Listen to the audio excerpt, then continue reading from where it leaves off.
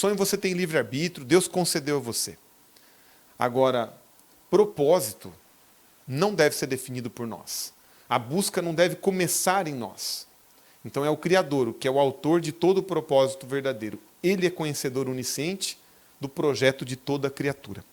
Aqui daria para falar muitas horas sobre isso aqui, essa ideia, né?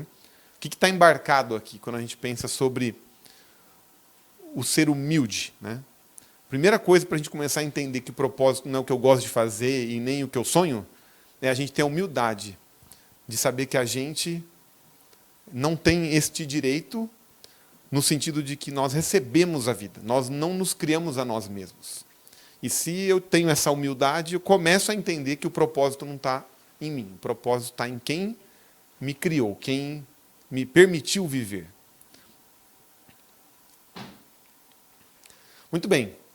Então aqui a gente, lendo aqui, vamos abrir a nossa... Quem quiser abrir, mas também está na tela. Eu trouxe a maior parte dos textos na tela, mas fiquem à vontade para acompanhar. Vamos orar mais uma vez? Querido Deus, nosso Pai, louvado seja o Teu nome eternamente, Senhor. Te louvamos e agradecemos pela oportunidade tão prazerosa, gostosa de estarmos juntos, abrindo a Tua palavra neste momento. Clamamos mais uma vez que apenas o Teu Santo Espírito fale ao nosso coração, para que possamos compreender aquilo que o Senhor quer transmitir para cada um de nós e que isso possa corroborar para a nossa salvação. Em nome de Jesus. Amém. Amém. Muito bom. Na sua mão está a alma de tudo quanto vive e o espírito de toda a carne humana. Na sua mão está a alma de tudo quanto vive e o espírito de toda a carne humana. Então aqui está falando sobre este ser, né, todo-poderoso que é o nosso Senhor Deus, sobre ele está tudo. Muitos propósitos há no coração do homem, mas o desígnio do Senhor permanecerá. Ele se sobrepõe, ele é mais forte, ele é mais poderoso. Provérbios 19, 21. Também temos um texto em Hebreus 4:12, a gente não vai passar nesse momento nos detalhes, mas também tem Isaías 29. E aí eu queria falar um pouquinho dessas 5 razões, aqui é para a gente refletir. Talvez seja mais útil para uns, menos para outros, mas como eu disse, de alguma maneira isso mexe conosco. Quais são as 5 razões mais comuns que acabam por dirigir o propósito das pessoas? Talvez elas não saibam, talvez elas não chamem dessa forma, mas no fim do dia acaba sendo aquilo que move a pessoa. Vamos ver, vamos aqui dar uma espiadinha, né? São 5, tá? Então, culpa. Muitos são dirigidos pela culpa. Eles passam a vida ocultando a sua vergonha, com algum remorso, e elas acabam por permitir que o seu passado controle o seu futuro.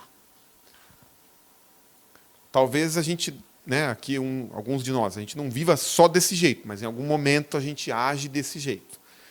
Talvez muitos, infelizmente, tenham uma predominância de uma atitude, de uma ação dessa forma, né? Vivem um pouco a vida como que driblando com desculpas, mas na verdade elas não estão olhando para o futuro. Elas estão agindo em função do passado. Outra razão comum, meus amigos, rancor e raiva. Então muitos praticam o quê? Vitimização. Tem um olhar sobre os outros e apegam-se a mágoas a partir da sua lente, dos seus óculos, digamos assim. E para estes, eles acabam se fechando, interiorizando pensamentos que são ruins. E para estes, aprender com o passado, seria importante aprender com o passado, mas rapidamente se afastar dele. Então, o tal do, que a gente ouve muito e é muito verdade, né? Retém o que é bom. Vivi a experiência, senti isso. Ok, sinta. Não tente evitar de sentir, é impossível. Mas, à luz da vontade de Deus, você assimila, retém o que é bom e se move para frente. Paulo fala muito sobre isso no seu livro, né? No livro aos Coríntios, em Romanos. Então, rancor e raiva. Segunda razão. Uma terceira razão é medo. Esse é bastante comum. Então, essas pessoas que são dirigidas pelo medo, elas não querem correr riscos. Risco de tentar e não dar certo, em ouvir um não, seja do chefe, seja de um amigo, seja ao amor. Então a pessoa não avança porque ela tem medo de se decepcionar, então ela se protege. Isso é muito, muito comum. E o medo, ele acaba sendo o quê? Um cárcere que impedirá a pessoa de ser o que ela poderia ser. E isso aqui, esse aqui, vocês estão vendo que está aumentando a frequência com que isso acontece, né? Então é mais ou menos do menos comum para o mais comum, mas são todas razões comuns. Qual é a quarta razão mais comum? Materialismo, né? Muitos seguem a percepção corrente, né, do tempo presente. Tem uma palavra em alemão que o pessoal usa muito, que é Zeitgeist. Vocês devem ter ouvido falar. Que é o espírito da época. É aquilo que as pessoas estão vivendo, sentindo. Então, hoje o espírito da época na nossa sociedade é um espírito de duelo, né? É um espírito de confronto. O que a gente ouve o tempo todo, né, também sobre essa questão do ódio, de um lado ou do outro, aqui, né, não vem ao caso. Mas outro espírito da época é o avanço tecnológico como uma solução para os problemas das pessoas. É como se eu pudesse preencher, né, ocupar um espaço da minha infelicidade com um bem.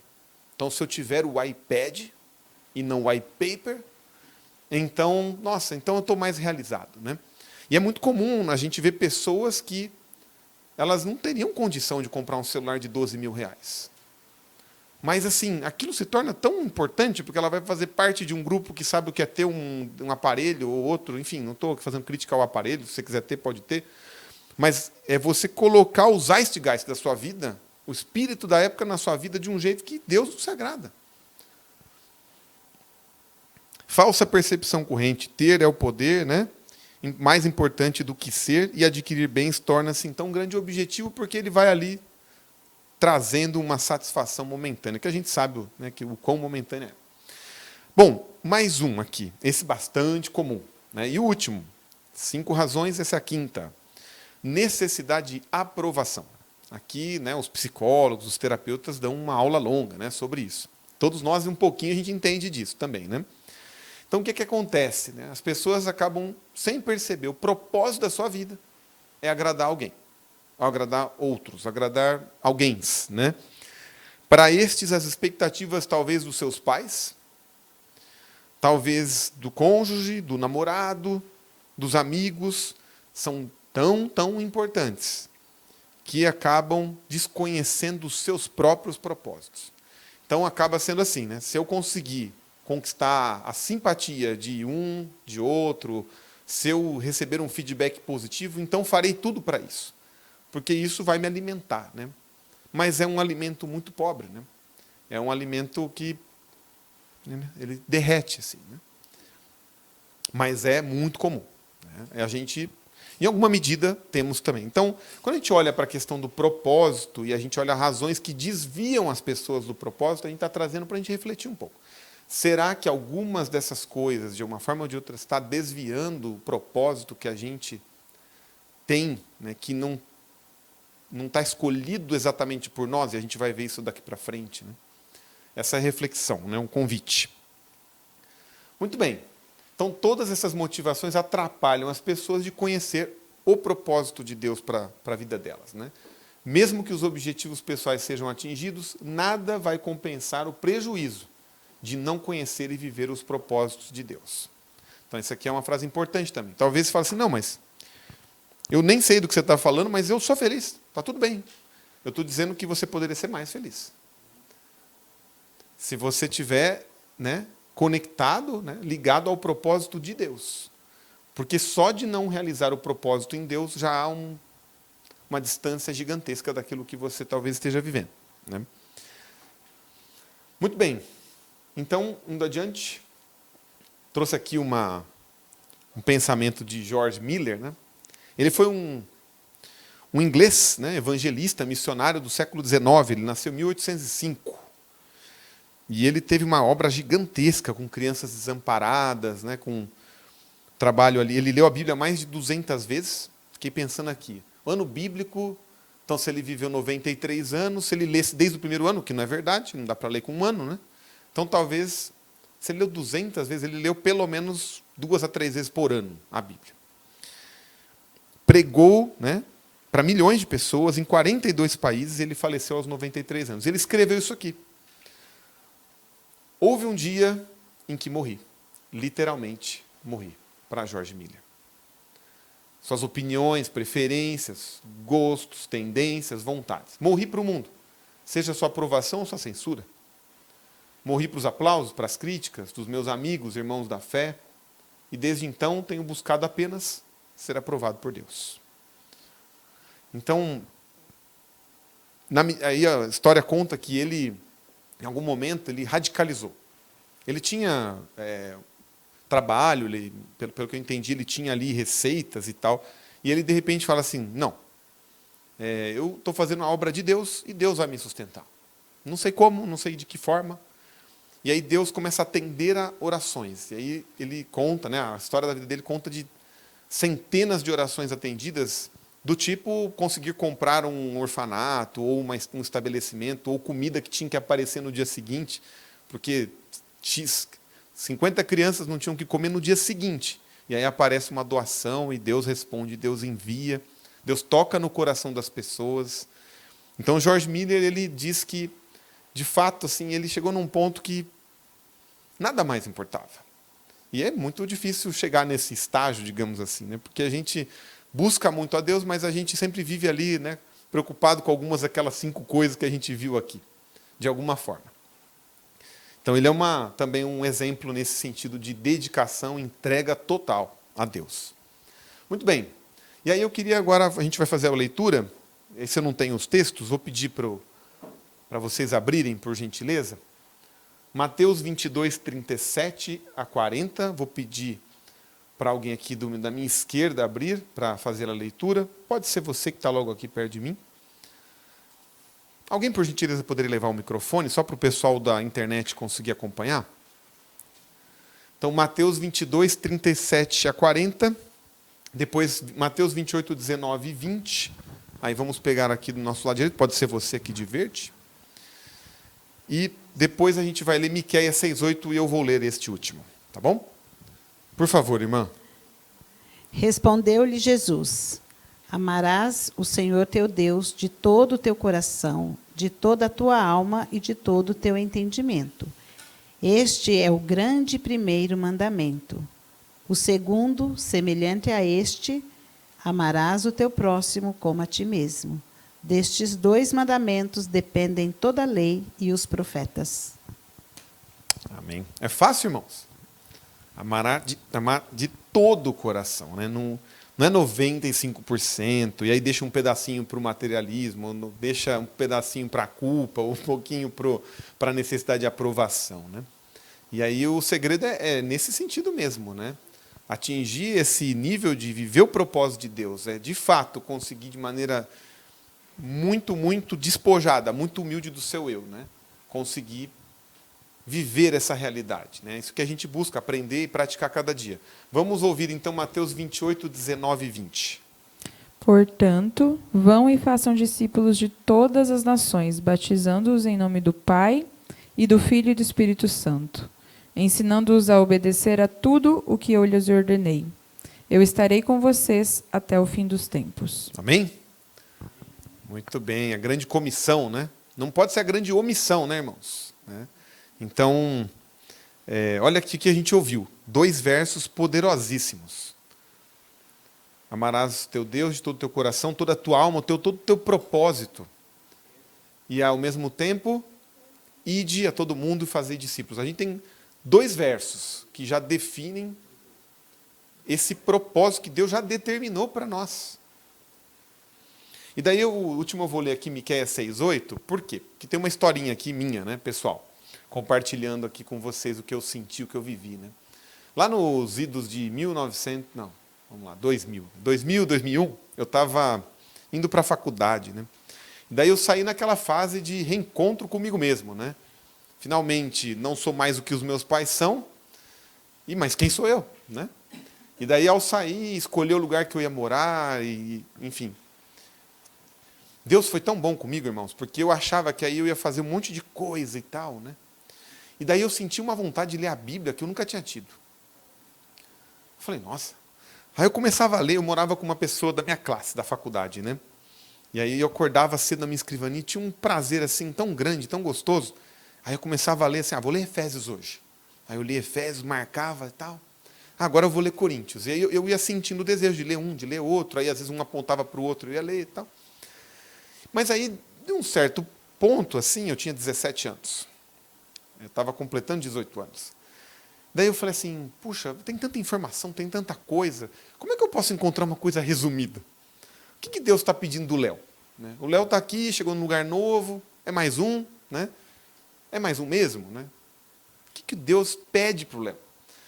E daí eu ficava assim muito incomodado, porque eu achava que eu teria que ler todas as letras da Bíblia para depois tentar fazer um sumário na minha cabeça, com Deus ali orando, e aí eu ia saber, com um parágrafo. Daí, Miqueias 6,8 vai lá e, responde de uma vez só, num verso só. Obviamente que existe uma riqueza, não estou dizendo que não precisa ler toda a Bíblia, mas Deus foi tão bom, foi tão generoso, né? Porque esse verso, né, eu encontrei uma resposta tão simples. E aí eu vou falar um pouquinho sobre essa resposta, talvez ela seja boa para você também, ou talvez para você passar para o seu filho, ou para um amigo, ou quando você estiver batendo um papo com alguém que fala, nossa, nesse mundo de tantas confusões, de tantas informações, inclusive falsas, né?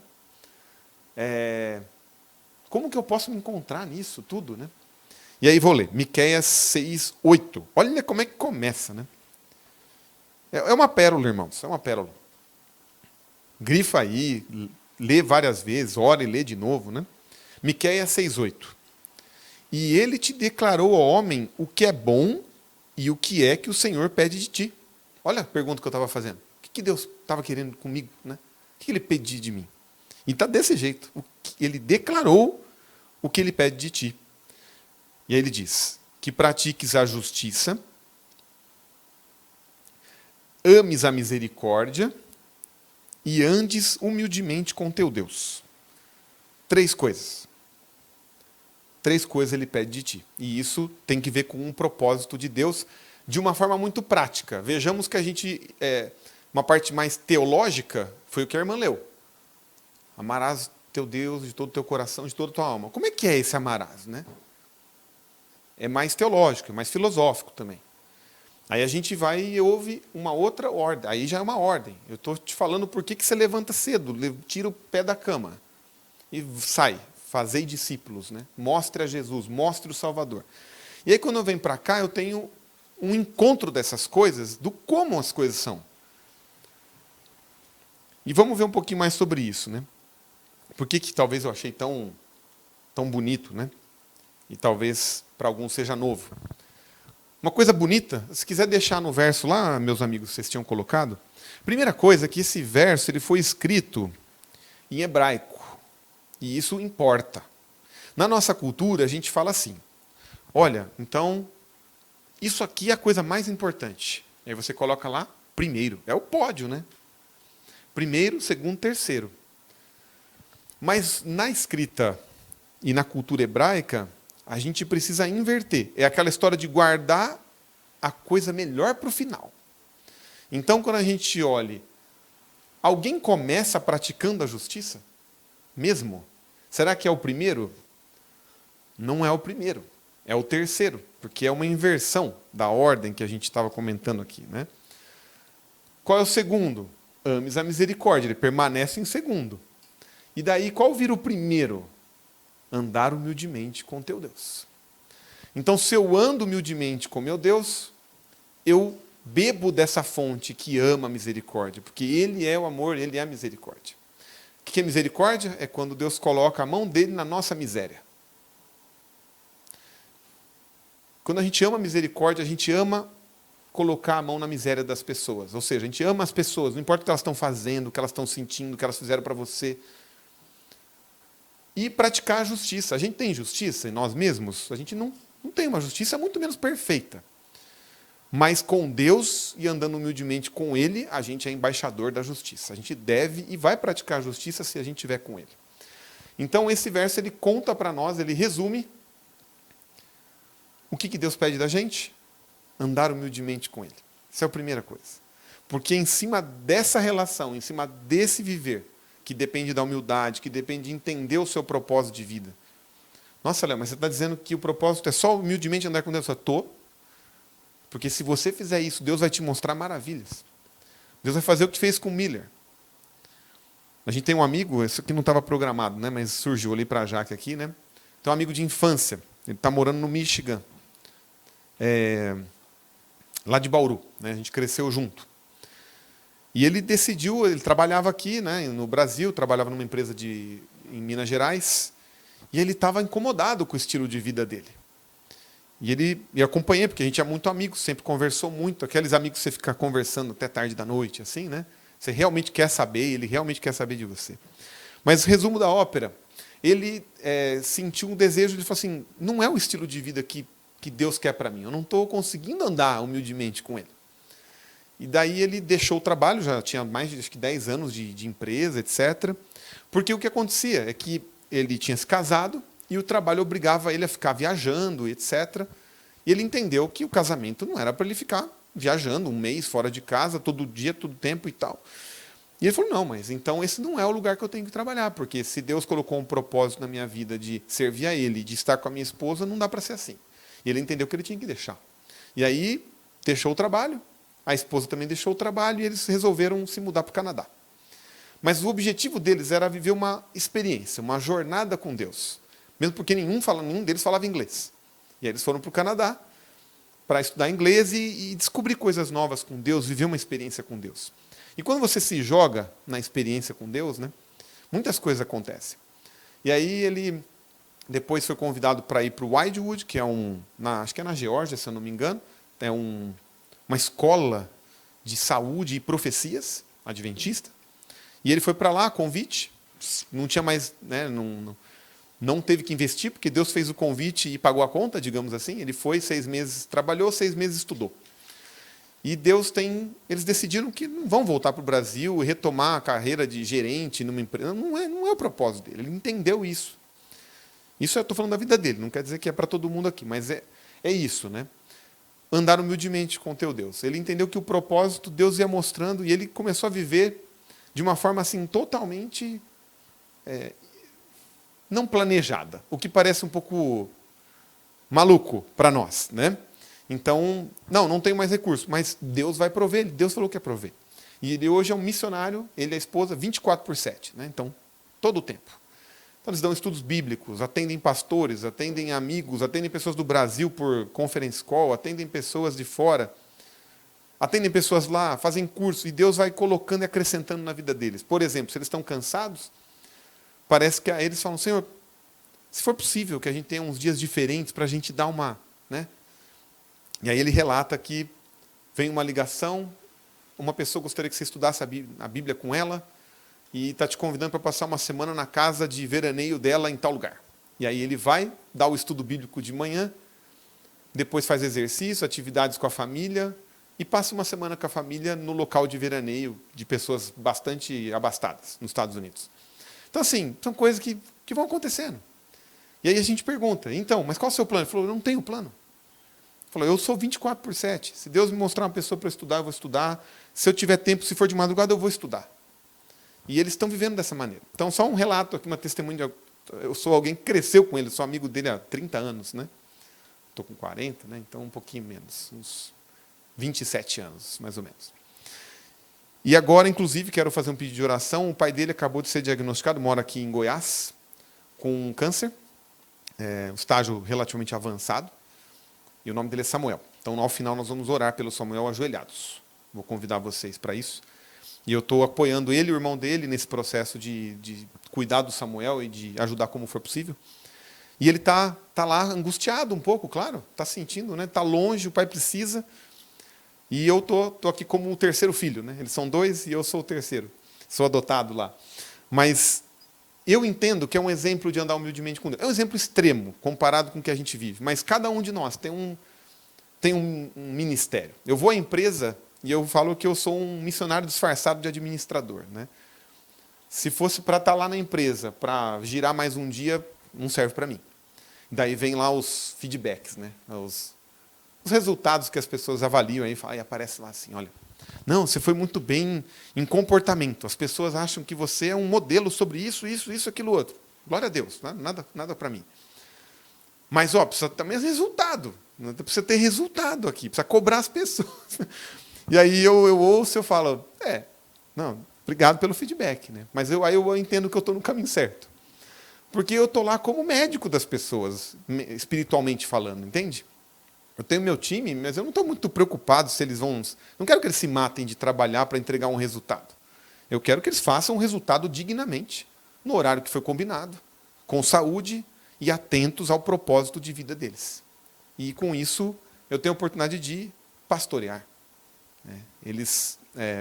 A empresa, inclusive, pede isso. Ela fala assim, gestores, vocês precisam falar mais com os seus liderados. Vocês precisam ter conversas sistemáticas sobre a carreira deles, sobre como eles estão. Falei, perfeitamente, é o que eu mais quero fazer. Porque eu vou ouvi-los. E aí eu vou, de alguma forma, né, apresentar mensagens. E eu tenho muitas oportunidades de, depois de uma conversa, falar, olha esse link aqui, né? E esse ponto é tão prático, né? Olha esse link aqui, dá uma olhadinha e vê o que você acha. E aí eu vou convidando as pessoas a conhecerem, eu vou dando o livro e vamos em frente. E quando Deus entender que eu tenho que ir para outra empresa, eu vou para outra empresa. É a minha visão, né, de andar humildemente com Deus. Você foi demovido de um cargo, estou zero preocupado. Eu não estou lá por causa do cargo. Acontece, às vezes machuca um pouco, porque a gente é humano, mas aí o que a gente faz? Lê a palavra. Aí você lê a palavra e fala, meu propósito não é subir de cargo. Meu propósito é andar humildemente com Deus. Praticar, né, amar a misericórdia e praticar a justiça. Fazer discípulo e amar a Deus sobre todas as coisas. That's enough. É isso. Não precisa mais nada. E na prática, às vezes, é esquisito, porque alguém vai falar, nossa, mas você não está triste, porque você perdeu uma função. Eu falei, está tudo bem. Eu falei, Deus sabe todas as coisas. E vamos em frente. Quero avançar aqui para o final, meus amigos, para a gente reforçar alguns pontos da nossa época, né? A gente mistura um pouquinho o que é prioridade, o que é urgente, o que é importante, né? E é tão importante a gente...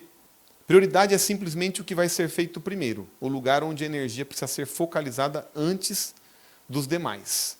Ou seja, se você não puder fazer mais nada, só tiver aquela hora, aquela é a prioridade, aquilo que você tem que fazer, né? Então, por exemplo, se eu estou num ambiente da empresa e eu tenho que falar com alguém, e eu ouvi que a pessoa está com aquele problema, minha prioridade é cobrar o resultado dela. Em algum momento eu vou cobrar, ou eu vou pedir, porque senão, né, não dá para estar ali. Mas não é prioridade, porque o meu chamado não é para eu especificamente cobrar o resultado, mas cuidar das pessoas. E tempo é o maior ativo que a gente tem, né? O tempo é um recurso não renovável, cada vez mais escasso. E o seu valor está relacionado ao quê? Às nossas decisões, aquilo que você faz. Talvez você passe uma vida e fale assim, puxa, eu consegui isso, comprei aquilo, e fiz, e fui, e voltei, e viajei. E aí a gente pergunta assim, mas qual foi a história de vida de influência, de fazer discípulos, de ter experiências com Deus que você teve? Dá para escrever um livro? Ou é uma página, uma cartinha pequena? Então, como é que a gente pode, de fato, ressignificar o conceito de propósito? Decisões são sempre espirituais. Não tem decisão que não é... Né? Isso aqui não é espiritual, não tem nada que não é espiritual. Tempo é uma questão espiritual. Então, a gente precisa levar isso a sério, como mordomos, como administradores, né? Então, qual tem sido realmente a importância? É aquilo de como a gente gasta tempo, né? Por isso que é assim, poxa, mas eu trabalhei o dia todo e eu estudei a Bíblia 1 hora, mas eu deveria ter lido a Bíblia 16 horas, ou 8 horas. Não, andar, Deus está falando para você andar, né? Não está escrito lá, andar. É para andar, não é para ficar parado. Vou ler a Bíblia o dia inteiro. Vai você transladado. Não, porque a Bíblia não fala para você ler a Bíblia o dia inteiro. A Bíblia fala para você ter um propósito em que Deus te move. Você anda com Ele. E aí, quando a gente fala de tempo, né? Nosso tempo pertence a Deus. Cada momento é seu. estamos sob a mais solene obrigação de aproveitá-lo para a sua glória. De nenhum talento que nos concedeu requererá ele mais estrita conta do que do nosso tempo. É forte isso. E agora, a gente já vai entrar num slide que é dolorido. Precisamos aprender a utilizar o tempo de tal forma que seja uma bênção para nós e não que sejamos escravos do mesmo. E, na verdade, não só para nós, para os outros. Né? E o que está acontecendo? Qual que é o maior vilão atual? Né? Só para todas as idades. Não é só jovem, gente. Todas as idades. Né? É muito fácil você gastar 30, 40, 50 minutos, 1 hora, porque todo aquele monte de informação e tal. É pecado ter uma rede social? Não é pecado ter uma rede social. Agora, desperdiçar o seu tempo recorrentemente, todos os dias, eu entendo por essa mensagem que Deus não se agrada. Especialmente se você estiver ali com o propósito, que não é nem nada disso que nós conversamos aqui. Não é sobre amar a Deus sobre todas as coisas, não é sobre fazer discípulo, não é sobre andar humildemente com Deus. É para, sei lá, conhecer a vida dos outros, pegar referências de como você quer ser no futuro. Né? Bom, então, o que a Bíblia diz acerca do uso do tempo? Aí lá em Mateus 22 vai falar, Jesus, porém, respondendo, errais não conhecendo as Escrituras, nem o poder de Deus. Então a gente gasta tempo, que não é conhecendo as Escrituras, que não é andando humildemente com Deus, logo a gente erra. E errar, né, leva a gente para longe de Deus, e estar longe de Deus é pecado. Né? Bom, é preciso definir prioridades. Os relacionamentos são os que mais sofrem com o uso que fazemos do tempo. Se não os colocarmos em primeiro lugar, teremos dificuldade em administrar nosso tempo para Deus, para a família. E daí a gente olha para trás e fala, o que eu fiz com esse tempo? Simplesmente, você não consegue descrever. Eu li todos os dias algumas coisas, eu aprendi. Então me conta, o que você aprendeu? Eu aprendi que, sei lá, né, que fulano de tal, que o governo, que... Mas assim, qual é o propósito da sua vida? Como se relaciona tempo e propósito? Esse é o cerne da mensagem. Para terminar, gente, esse é o último.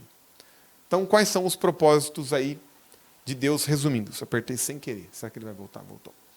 Então, andar humildemente com Deus, sendo bondoso, que é amar a misericórdia, e sendo correto. Amando o Senhor, o próximo e levando almas para o céu. É um pouco da síntese do que a gente conversou nessa noite. Né? Ele tem cuidado de nós. E como é que a gente pode andar humildemente com Deus? E aí, aqui seria se fosse uma série, né, de sermões, aí seria o próximo. Né? Espírito Santo. Quem fala ao nosso coração, quem nos guia, quem nos mostra. A gente pede muito pouco pelo Espírito Santo. E a gente sabe que o Espírito Santo deve ser clamado mais do que nunca na história da Terra. E é impressionante como ele move. Eu vou dar agora rápidos dois testemunhos, assim, né, bem breves, assim, né, mas como a questão do toque do Espírito Santo, o que você deve fazer, como você deve agir. Né? Vou voltar à faculdade quando eu estava lendo lá Efésios, 18 anos. Eu morava com esse rapaz, chamava Gustavo. Ele é um cara muito gente boa, assim, provavelmente o mais querido da classe. Ele era aquele estilo peão de boiadeiro, mas gostava de andar com a fivela, a bota, ele veio de Rio Preto. E ele falava daquele jeito, assim, bem interiorano, tal, mas ele era muito querido, porque ele falava com as pessoas de um jeito especial, assim, sabe? Tinha ali um mineirês envolvido ali e tal, né? Tinha um estilo próximo. E eu morava com ele. E aí um dia ele fez aniversário e tal, e aí eu falei, puxa, o que eu tenho que fazer? Eu levantei e falei, Senhor, o que eu posso fazer hoje? E aí eu falei, o mínimo que eu posso fazer é ler uma promessa de Deus para ele no aniversário dele. Eu falei, que presente melhor eu posso dar? Ele era mais velho que eu, tinha carro, tinha recurso, ele tinha uma empresa, na verdade, que era do pai, que ele administrava. E ele tinha 23, eu tinha 17 para 18 anos. Então tinha uma diferença ali, eu era meio molequinho, meio menino ali, né? Bom, chamei ele, meio com aquela vergonha assim, falei, puxa, faculdade, primeiro, segundo mês, né? Falei, ô Gustavo, estava aqui lendo, rapaz, uma coisa tão bonita, e eu acho que no seu aniversário não tem nada melhor que eu possa fazer do que orar por você e pedir para que Deus abençoe a sua vida. Você topa? Daí ele falou, topo. Daí a gente sentou, eu li 2 versículos, não vou me lembrar agora quais foram, e daí a gente orou. E vida seguiu. Ele gostava muito de beber, chegava bêbado várias vezes em casa, lá tal. Mas sempre a gente se deu bem apesar disso, e de outras coisas que aconteciam. O tempo passou. E daí, depois de uns 20, não lembro agora já que ano que foi exatamente, mas acho que uns 20 e poucos anos depois, deu 20, em 2002, 2001 que isso aconteceu, ele me procurou, acho que uns 17 anos, não chegou a 20 não. Ele me mandou uma mensagem de WhatsApp, já tinha WhatsApp. Daí ele falou assim, Léo, eu queria te convidar para o meu batismo. Aí ele falou, você não sabe, mas aquele dia que você leu tal, eu não entendi o que você estava falando direito, mas eu sabia que era uma coisa boa. E depois de tanto tempo e tal, e eu vou me batizar. E aí ele falou, se você puder vir a Rio Preto no meu batismo, né? Eu fiquei emocionado, né? Não foi na igreja 20, Batista. Você batizou na igreja Batista. E aí ele mandou foto, vídeo do batismo dele. E eu fiquei tão emocionado porque eu fui a pessoa que estava ali com ele num momento tão assim que ele jamais esperava que alguém ia ler a Bíblia com ele no primeiro ano de faculdade, num quartinho de, né? E eu, quando fiz, confesso, com muita vergonha, assim, com muito receio de ser julgado, de parecer careta, sabe? Aquela insegurança, né? Mas o Espírito Santo trabalha, irmãos. A gente não vê. O vento sopra onde Deus manda, né? Então, o Espírito Santo está trabalhando. E depois de tanto tempo, lança o teu pão sobre as águas. Depois de muito acharás. Então, esse é um relato, né? E outro recente agora, bem recente, para terminar. A gente vem se organizando com algumas questões de finanças e tal. Eu sou administrador, então, em tese, eu sei mais ou menos planejar algumas coisas. Mas a gente não sabe nada, na verdade, né? Daí eu dei uma bobeirinha, assim, sabe? O meu fluxo de caixa ficou meio esquisito. De repente, eu falei, vai faltar dinheiro. Fazia muito tempo que eu não tinha essa situação, né? E daí eu falei, puxa, e agora? Falei, vou pedir emprestado para alguém, né? As coisas se resolvem, pago no mês seguinte. Que eu iria receber um valor e ia dar para pagar, mas naquele momento eu não tinha. E daí, irmãos, o que acontece? O tempo passou. De repente, WhatsApp. Eu tenho um inquilino, né? Que fica em Jundiaí, eu não vendi o imóvel lá, eu alugo aqui e alugo lá. Aí o inquilino sobe e fala assim, Léo, eu poderia antecipar o pagamento para você do aluguel? E eu estava na data crítica para resolver o meu lado, né? Aí eu falei, mas por que alguém pede para antecipar o pagamento? Eu falei, não precisa? Não, e pedir, não faz sentido, né? Ele poderia simplesmente transferir e falar, eu queria tirar da minha conta, alguma coisa assim. Não, ele pediu. Falou, posso transferir antecipado? Eu quero mudar a data aqui do pagamento e eu quero pagar hoje. E depois eu vou mudar a data para o dia 5. Aí eu falei, mas por que já não paga no dia 5, né? Eu pensei. Ele falou, não, dia 5 eu já pago o próximo. Eu falei, nossa. Né? Resumindo, irmãos, uma coisa simples. Mas assim, Deus mostra o seu cuidado. Ele toca no coração de alguém e fala assim, meu filho lá está precisando resolver a situação. Antecipa lá, tem na sua conta, antecipa para ele. Né? Então Deus é o dono de todos os recursos, Ele move os recursos. E a gente precisa confiar, precisa crer e tomar as ações de acordo com a nossa jornada cristã, a nossa caminhada cristã, humildemente com Cristo. Então, só para finalizar aqui de testemunhos pessoais que eu vivi recentemente e que me tocam na questão de andar humildemente com Deus. Né? A gente perde muito quando a gente não faz isso. A gente não faz ideia. As experiências. E aí, fechando com a história do meu amigo que agora está no Michigan, né? Ele falou, Léo, ele falou assim, Léo, eu não quero viver de um outro jeito. É quase como se ele, assim, ele gostou tanto de viver com a providência divina de uma maneira inesperada, que aquilo ali se tornou algo, assim, fonte de propósito na vida dele. Porque ele está realmente querendo andar ali humildemente com Deus. É o jeito que ele encontrou na jornada dele. E eu traduzo dessa forma. E ele falou, eu não tenho plano e tal de voltar, porque eu simplesmente entendo que eu não devo fazer isso. Né? Eu devo atender aqueles que Deus colocar no meu caminho. Enquanto eu cuido das coisas de Deus, Deus cuida de mim, está tudo certo. E a gente vai seguir assim. Ele e a esposa. E ele falou, nunca fui tão feliz, nunca fiz tanta coisa legal, e até passear, que eu não conseguia passear, eu passei. Passeio dando estudo bíblico. Que aí ele contou que foi lá para essa casa, chique, tosa e tal, cara rico. E ele ficou lá. Claro que ele não quer ficar nessa vida para Deus dar outro rico na vida dele. Não é isso. Ele quis dizer assim, que Deus abunda, que Deus transborda. Ele foi lá dar estudo bíblico. E, ao mesmo tempo, era o atendimento de um pedido, que ele queria dar uma relaxada, ver um lugar novo. Ele mora num lugar bem apertadinho, simples. Enfim, Deus cuida de todas as coisas. E o nosso convite nessa noite, o convite que a Bíblia faz para nós, é que a gente possa encontrar propósito não na gente, mas ter o propósito de Deus determinado em nós. E para isso, né, que a gente possa ser humilde para receber e possa caminhar com Ele, lembrando de Miqueias 6:8. Andar humildemente com o teu Deus, Ele acrescenta o amor, a misericórdia e acrescenta a justiça. Esse é meu desejo, minha oração para cada um de nós nessa noite. Convido vocês a se colocarem em pé para orarmos. Desculpem os minutos aqui que a gente ultrapassou, tá bom, irmãos? Vamos orar. Querido Pai, nosso Deus, te louvamos pela tão especial oportunidade de juntos aqui pararmos tudo que estamos fazendo para refletir sobre a Tua Palavra, versos que o Senhor deixou tanto tempo escritos e que hoje nos trazem algo tão profundo, que é o propósito pelo qual a gente está aqui, pela razão de ser da nossa vida. Ó Pai, nos ajude a não atrapalhar, ó Pai, os Teus propósitos. Nos ajude a perceber quando a gente está colocando empecilhos, colocando razões, 5 razões, 10 razões, que tiram a nossa prioridade, que é dedicar o nosso tempo, o nosso ser, para cumprir o Teu propósito nessa terra. Nós possamos levar salvação. E que enquanto andamos contigo, possamos desfrutar, possamos ter a satisfação, o contentamento que o Senhor nos promete. E que isso seja também testemunho para a salvação de outras pessoas. Entregamos nossa vida em Tuas mãos, ó Pai, e oramos agora pelo Samuel. Samuel está enfrentando uma luta grande, o Senhor conhece cada célula do corpo dele.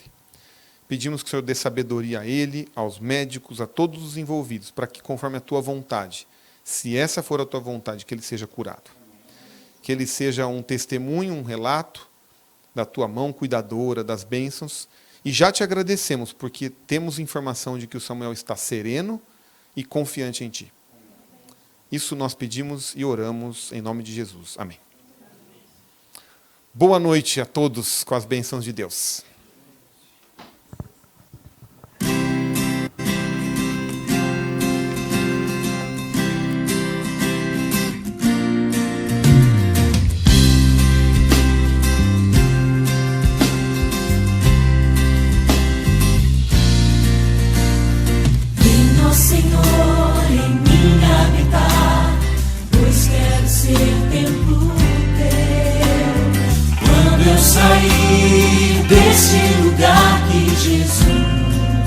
Permaneça em mim, permaneça em mim, permaneça em mim, permaneça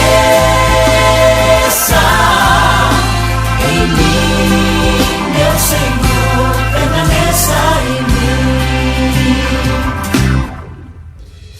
Venha, Senhor, em mim habitar, pois quero ser templo teu. Quando eu sair deste lugar, que Jesus permaneça em mim. Permaneça